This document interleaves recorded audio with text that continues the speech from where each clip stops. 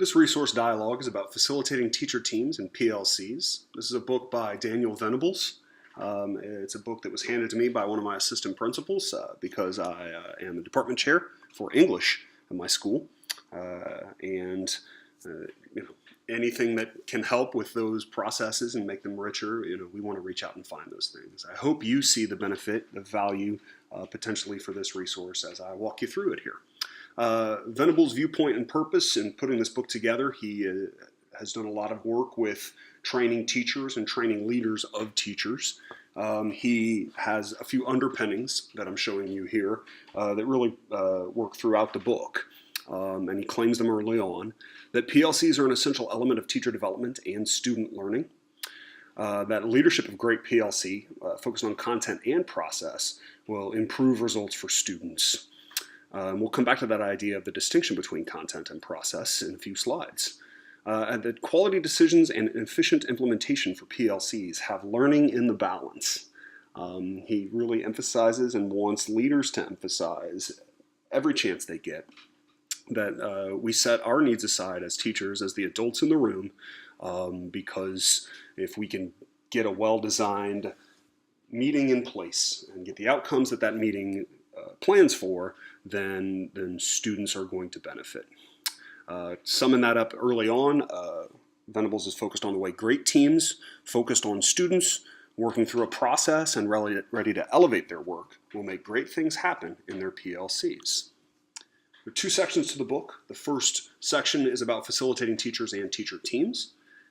Venables illustrates or goes back to the idea of a school's capital, what it has of value.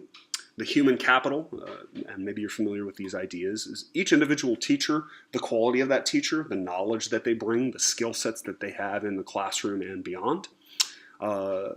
This book really focuses more on social capital because that's where PLCs benefit a school. The quality of interactions among teachers within a department or in a small group that's cross-curricular or a school. That's social capital for that school. A good PLC needs strong leadership to boost that social capital. The better the leadership, the better the team, the better the school. Here it comes again. This will lead to gains in student learning. So the first section, the first three chapters, show leaders how to lead small groups through a targeted process, not just an agenda, but the process of moving through that agenda for the outcomes the team needs. Leaders understand their separate role within the PLC. I'm going to use an example here that I work with my department to create a rubric that works for our, for example, honors students from freshman year through senior year. My role during a meeting about that is not to get my rubric, which I love, which I don't want to part with, to get my rubric passed on to each class, but to develop a system that we all believe in that will help our students move from freshman to senior year as writers. I'm not the leader when it comes to the content or product. I'm the leader in the process. Leaders delegate tasks. This is before the meeting, letting people know what we're going to discuss and asking them to prepare what they'll share, materials, comments, etc. Asking people to help one another be ready for the meeting before the meeting starts is a big part of making these processes go well. Empowering the team here means that in each group there are going to be some people more comfortable and more engaged in the discussion, more eager to get their point across.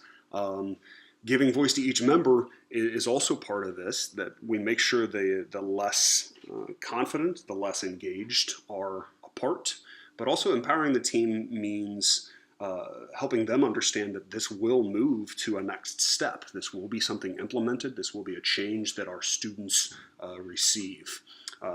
If the team believes that, then you get more buy-in. Another part of buy-in, according to Venables, is assuring a follow-up process for each meeting. So if I'm the leader of a meeting and we meet as a department, we meet once a month, within a couple of days, 2 days at the most, I will have sent back out the minutes and the responses. I'll ask a couple of people to be part of things that we do to get ready for the next time we meet. This includes work over the summer for professional development. The hours are part of that buy-in. But making sure that it's not, Venables uses the example of Groundhog Day with Bill Murray. Depending on who has led your meetings in the past and how much buy-in you felt, you can see the connection where you wake up on meeting day in the same room and the same conversations are happening and the same people speak at the same times and make roughly the same comments, and then you meet again in a month. That's a worst case scenario, but it's something that a good leader is going to preclude with good work and with a follow-up. A good leader brings a clear task to the group by distinguishing content from process. Content is what we hope to accomplish. In my example, the rubric, developed so that it works for 4 years. But the process is the 45 minutes that we meet has a framework and a protocol. The agenda is itemized and we move from point A to point C. But during point A, the protocol indicates that each member of the group will share their thoughts or their materials, and then we'll get about a minute to process and jot down how we want to respond to that sharing. And then we'll go around the group and each member will be asked to speak, to share a positive at least, and perhaps a negative, either from their perspective or from a potential naysayer's perspective. But taking time, because it's a protocoled process, to write that down before you share in hopes of keeping people from chasing their thoughts and sort of decreasing the efficiency of the meeting. So the idea of the protocol is another really important part of this book for me, and we'll continue to discuss it here in later slides. A chapter on buy-in and a chapter on further leadership skill development within the meeting itemizes these pieces here. So making the work safe. Some of this is usefully redundant. I hope it's useful to you as well. Facilitating transparency means, why are we meeting? Who's getting our outcomes? Do we have a say in our outcomes? Transparency. Everything is here and here's where it's going to be next. The causes and effects are all on the table. Responsiveness is that during the meeting, helping each member feel safe, because they know that they will be heard, they know that they will get honest responses from the people working with them, and they will have all of this on record and be a voice in the changes that can be evinced through this work. And then team choice is about making sure that the team feels empowered. Again, it's not my rubric, it's not the state's rubric, it's not our administration's rubric that's put into place.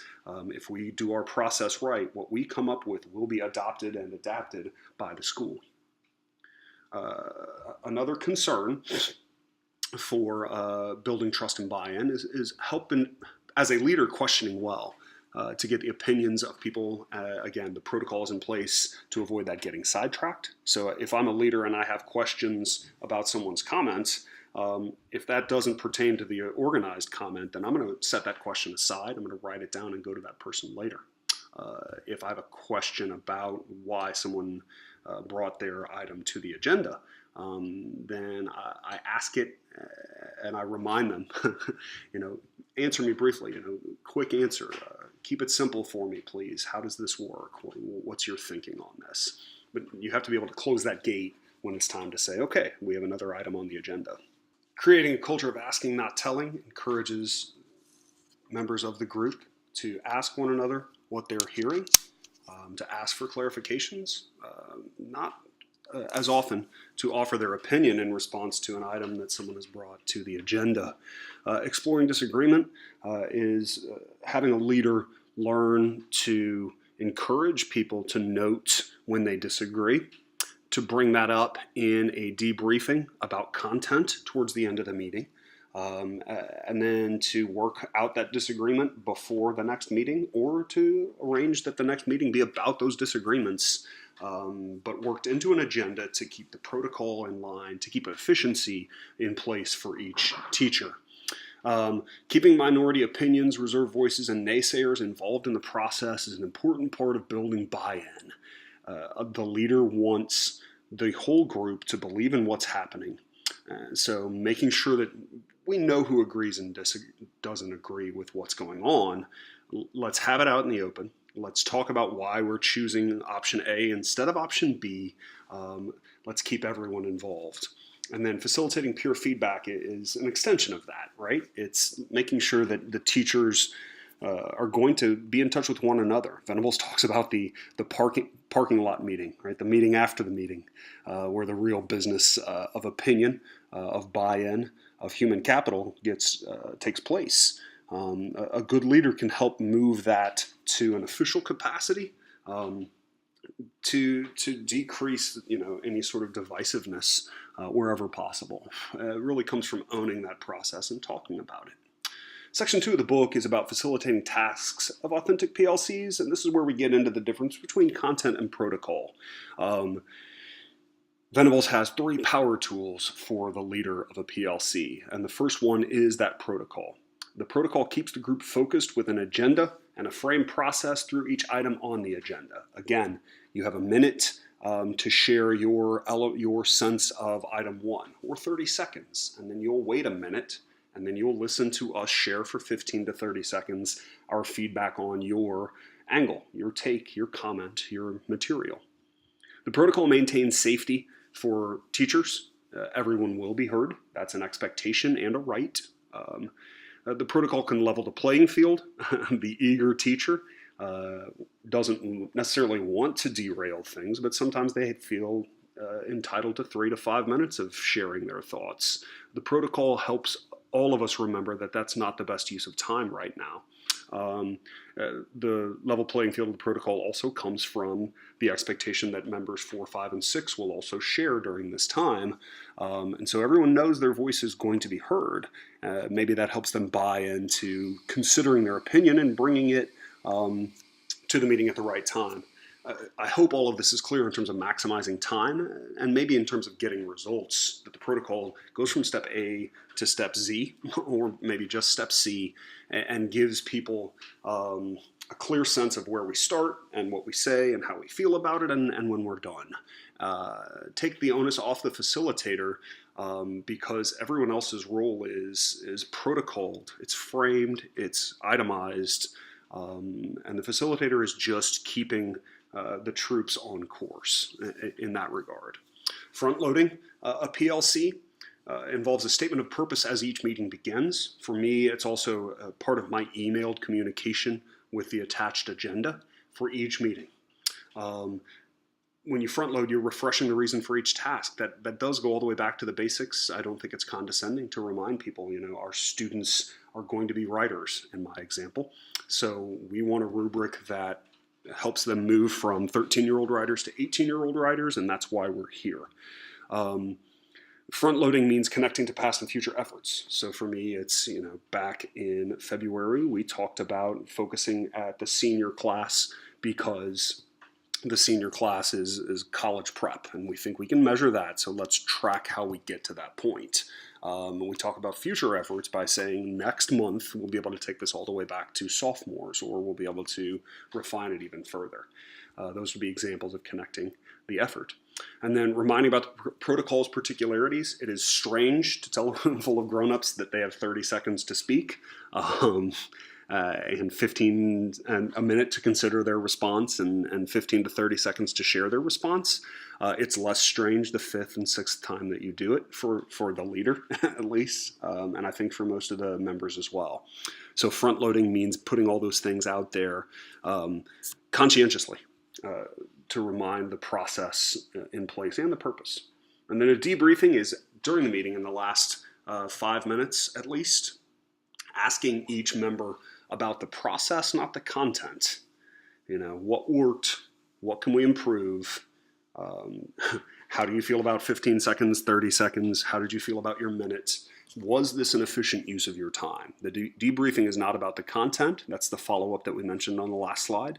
The debriefing is about, do you understand this PLC protocol process as a useful one? And how can we help everyone get on board? Each member comments on the process, not the content at this stage. We were asked to share, as part of our dialogue, the value, implications, and limitations of the book. So, for me, the value of reading this whole book was to find the explanations of the idea of the protocol, to get a new sense of what a PLC is and does. Also, like I said, the vignettes here are really useful in terms of showing what a leader does in a PLC. And the model processes, the pieces of the meetings that Venables presents, those helped me a lot um, as someone who designs a meeting, as someone who has to make a meeting, hopes that a meeting can be meaningful to everyone there.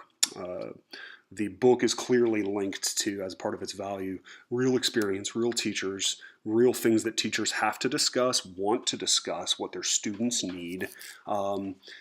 These teachers are student-centered, the leaders especially, in the vignettes. Mr. Venables is very clearly pushing every conversation, as I said, back to what will kids get out of this. And so that's a high value for the book. The implication, Venables, I think rightly, believes that PLCs can and should be meaningful, productive, and positive experiences. It's hard to fight cynicism as an individual teacher when it's frustrating, as a leader of teachers when that's frustrating, as a person who sat in meetings that felt unmeaningful, it's hard to fight cynicism. This book illustrates how good leadership battles through that cynicism, precludes it, obviates it. That leadership in this process is egalitarian. Everybody in the meeting is a leader. But we're all working towards a common end, but teachers need that modeling and that guidance for how can we make this 45 minutes really worthwhile. The limitations of the book, for my own experience, I've seen that willing teachers, it's not always easy to get somebody to step into that leadership role. I like it fine, but asking other people to do it is daunting. And someone who's trained, someone who really wants to be on that leadership side, you can only lead so many meetings. So I would be curious as follow-up, how do we get a further sense of other people taking charge? Handling setbacks and resistance during the meetings, before and after the meetings, breaking the cultural habits of disaffection with meeting, or people who will show up and nod and go do their own thing.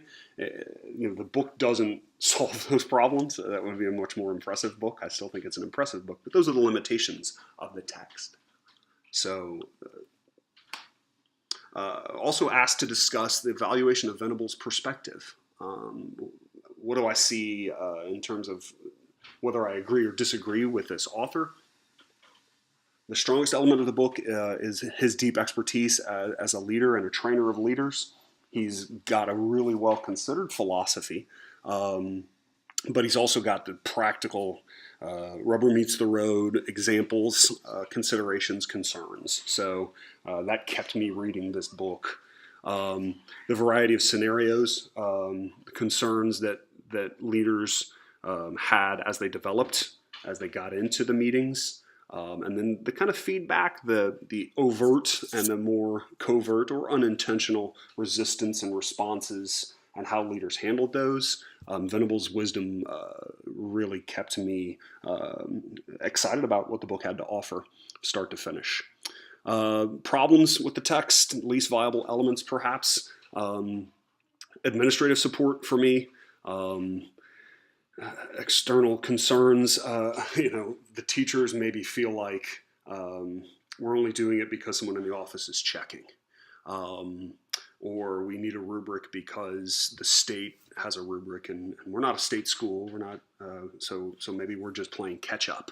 Or the administrative buy-in means that if we come up with it, will we be supported?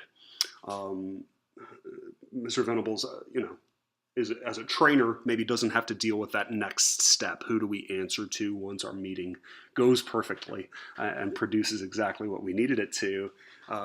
The outside elements that could diminish the value, I don't see him addressing that as much as real life leaders will need to. Another problem in the text, the protocol has, in my practice, only been as strong as each member's acceptance of leadership. I think I have good rapport with the people that I work with. I think they would agree. But they still don't always buy the protocol. They don't always want to be held to the strictures. And they don't always believe that what we're doing in that group matters only to the students that work will reach. There's a little bit of cynicism regarding why these things are being done. And so, again, Mr. Venables can operate outside of that cynicism because he's producing some really useful content that has no context. And then the last piece that I needed to share with you guys, the deep set insularity that can be found in the teaching profession. There are some teachers who won't change their rubrics no matter how good the meeting is.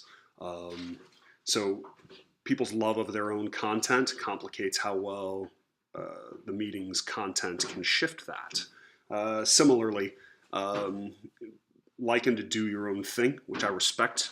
Our most eager teachers are sometimes most staunch in the way their system works. That means sometimes that they don't want to buy into a process that's time consuming, that makes them expose their thoughts and their feelings about their work. And so, Mr. Venables has the vignettes of naysayers, but he doesn't have what happens next month or next year as those people agree or disagree with the group. So, all in all, a really fantastic text. I appreciate you listening for these minutes. I hope you have felt the benefit of or the potential value of looking into this book further, and I look forward to your comments online. And thank you for your time.